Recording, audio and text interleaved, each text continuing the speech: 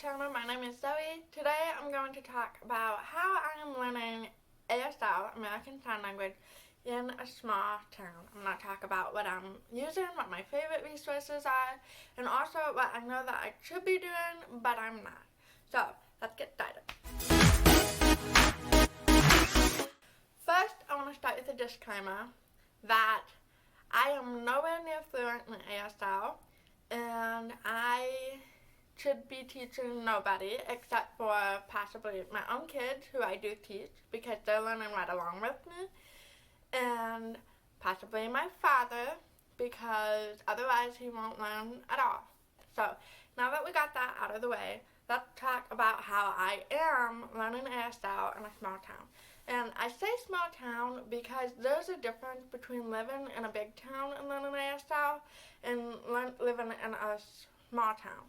Because in big towns you have more people, you have more resources.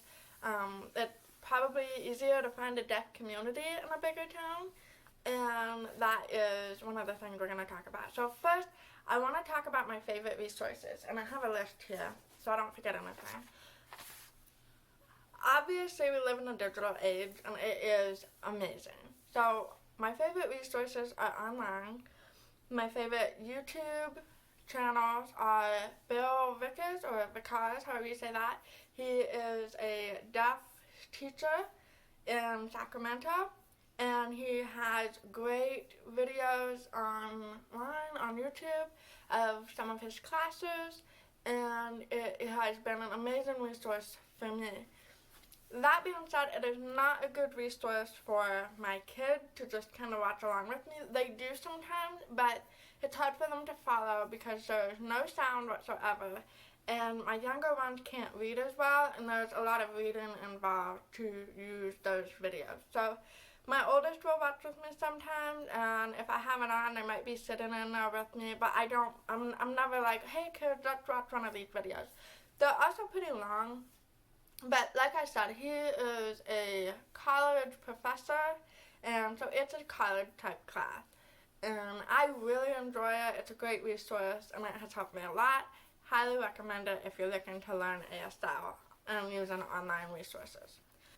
My other favorite YouTube resources for ASL are ASL Meredith, Sound with Heart, and ASL Basic. So ASL Basic, the guy that does it, his name is Chris, and I really enjoyed some of his earlier videos. He and his wife are both sign language interpreters, and I enjoy his videos. His earlier videos were really good for doing with my kids. They were short, they were to the point, they had pictures to go with it, and we learned several vocabulary words watching his videos. One thing to keep in mind is that there's often people that say that it's best to learn ASL from someone who uses ASL as their first language, which I understand, but there's also something to be said for learning ASL from someone who is fluent and has a first language in the language you have a first language in. I always try to make sure that I'm learning from a reliable resource. And like I said, his earlier videos I really enjoyed doing with my kids. They weren't too kiddie because they weren't made for kids, but they were simple and easy to follow. Another feature, if you follow ASL Basics, he does, what do you call it? Basically a meetup. They use Zoom, and you can meet with them, Chris, and usually his wife, and also meet with other people on a Zoom call, and they kind of break out, and it gives you someone to practice with, which can be a huge resource to have someone to practice with, especially if you're like me from a small town, or maybe you just don't know anybody else that uses ASL at all. So that's a good resource to keep in mind. ASL Meredith does some nice videos too. I like the length of her videos because they're not super short and they're not super long either. I like that in a lot of her videos, I'm not sure about all of them because I haven't seen all of them. I like that in a lot of her videos she does a voiceover. So rather than sim common, she uses she does the video without talking, and then she voices it over in English. So you get to see signing done with signing grammar and that kind of thing. But you also, for those of us that speak English, you get a more full comprehension on what she's saying. It helped me a little bit with my grammar because my ASL grammar is terrible because it's different and I'm not used to it. So I like being able to see how she sounds in ASL while also hearing how we would say it in English. And also on YouTube is Sign with Heart. I enjoy her videos. Any of her sign-in videos I enjoy watching, and they are simple enough I can watch them with my kids as well. Alright, so let's talk about Instagram. Another great resource for learning sign language is Instagram, and this never occurred to me for a long time, but I have a few resources on Instagram that I really enjoy. They post regularly new sounds, and it is great for my vocabulary. First, my all-time favorite one on Instagram is the ASL Shop, and I love her personality, and her videos help a lot. I love their format.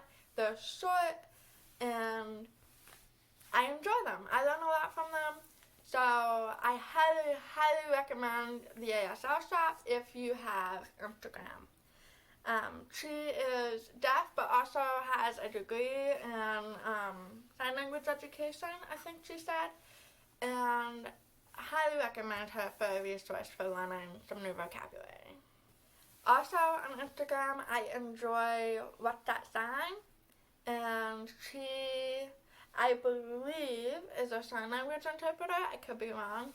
I also just really enjoy her videos, her personality, and really just been picking up vocabulary from her as well. And last on Instagram, I also follow Sign with Heart. She's on YouTube as well, and I enjoy her videos too. I also really like Sign with Heart. I like her relationship with her dad, and I like that she's teaching her dad how to sign. I like how that works. You know, she's not like constantly being like correcting him in everything, but she corrects him enough that he's learning. I really enjoy that. So that's fun to see as well. And it's just proof that you don't have to be perfect at ASL to communicate, and that's why it's important that we do our best and we try to learn what we can and do our best with it. And we don't have to be perfect to use it. That doesn't mean that we should stop trying to get better. You know? That's really about the case with anything. There's a couple of websites that have sign language dictionaries that I keep on my phone. I can save it to my home screen, so it has it looks like an app, but it's not. It's just a link to the website. And those are LifePrint, which is run by Bill Vickers. I'm sorry, I don't know how to pronounce his name. It could go either way. And also Handspeak.com. And those have been pretty useful for me also in building my vocabulary and looking up a specific word or phrase that I need at the moment rather than waiting for somebody else to just happen to teach it to me. I notice a lot that I'm kind of at a weird stage in learning ASL. I'm not what I would consider a beginner, but I don't know if I consider myself intermediate either. I guess it depends on how you look at it. I'm nowhere near fluent, but most of the sounds that people tend to teach beginners, I'm already familiar with. I already know them pretty well. Before I move on to the books that I have that I use, I also enjoy watching iSign World and Sign Duo on YouTube. I know iSign World, Courtney and Zach, they also have an Instagram. I'm not sure about Sign Duo. They don't usually teach sign, but I enjoy watching them. I enjoy seeing them sign in their videos because it gives me practice watching other people sign and following signing. So there are 2 sign language books that I have, and I don't use them as much as I should, but they're in the house and they help, and one of them especially is good for my kids. I have the Gallaudet Children's Dictionary, which has over 1,000 signs, and I have a hard time using books for learning sign language because it's such a visual and a moving language. Like, it's hard to tell what they mean by the little lines next to the hands in the book, so it's not always clear on what I'm supposed to do, but some of them are easy enough. So, but like, I know how to sign orange, but these little lines here, I'm looking at it, I wouldn't know if I was supposed to shake my hand or what, but it's orange. So, that's just one example of why I don't use the books a lot, but it's really great for the kids. It's very colorful, and it's got a lot of signs in it. The other book that I have is Learn American Sign Language. I'm honestly not very familiar with anything about this book. It says on the back that the author is a professor of ASL, so that's something, right? But that's really all I know about the author of this one.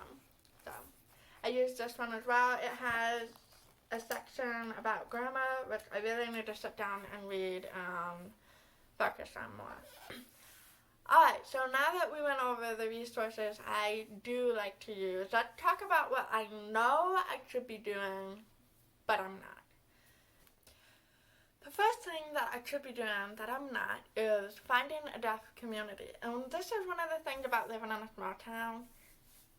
There's not a lot of groups. There's probably a decent sized deaf community in the closest city to me, but there's a few factors there. One is that deaf or not, hearing or not, meeting new people is not always easy, and when you don't speak the same language, it's even harder. So that is one thing. Two, we're still living in a world with COVID, and we've been mostly staying home and away from people in general, so adding new people into the mix, it's not really a good time for that.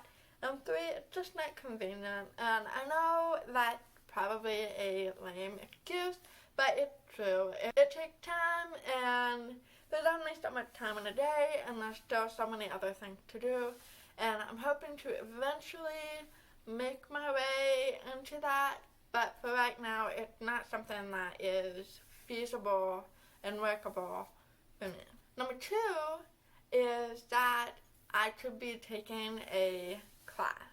You know, I'm not afraid to invest in my education, to invest in learning this language, but having to be somewhere at a certain time, having homework, and just not time for that in this stage of my life.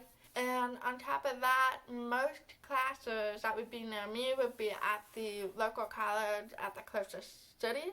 It would be lovely if I could find a class that was geared towards families rather than a college student. I have also looked at online classes, and there are some. One of them I started to do, they have some free course options before you can pay for a higher level course, and that's startasl.com. I don't know a whole lot about who runs that or anything like that, but I had issues navigating the website. Maybe it was just me, but so I didn't use that resource. And I know that Gallaudet University also has some classes online, but like I said, time is a factor here, and it hasn't happened for me yet. Maybe eventually it will. And the third thing that I should be doing, but I'm not, is trying harder to find people to practice with. I would love to get a little group together of people that are learning sign and practice with each other.